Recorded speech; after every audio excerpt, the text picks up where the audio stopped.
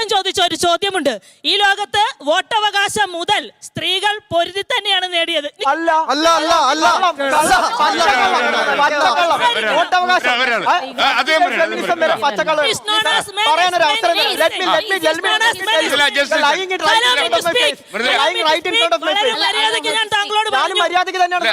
താങ്കളുടെ സംസാരം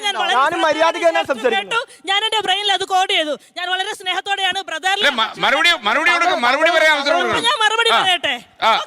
മറുപടി താങ്കൾ തിരിച്ചു പറയുന്ന മറുപടി കേൾക്കാനും കൂടി ഫെമിനിസം എന്ന് പറയുന്ന ടേം ഉണ്ടാക്കിയത് ചാൾസ് ഫോരിയർ എന്ന് പറയുന്ന ഫ്രഞ്ച് ഉട്ടോപ്യൻ ഒരു തിയറിസ്റ്റ് ആയിരുന്നു. ചാൾസ് ഫോരിയർ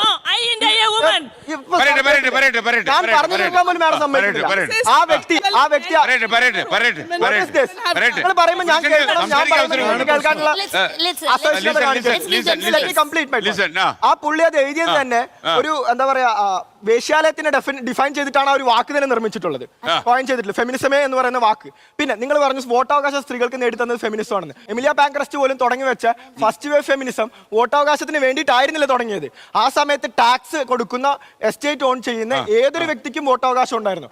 അന്ന് ബ്ലാക്ക് സൈഡിലുള്ള ആൾക്കാർക്ക് വോട്ടവകാശം കിട്ടി തുടങ്ങി എന്ന് കണ്ടപ്പോഴാണ് ടാക്സ് അടയ്ക്കാത്ത white woman why are we black men or black woman more privilege എന്ന് പറഞ്ഞ് തുടങ്ങി വെച്ചൊരു സാധനമാണ് ഫെമിനിസം.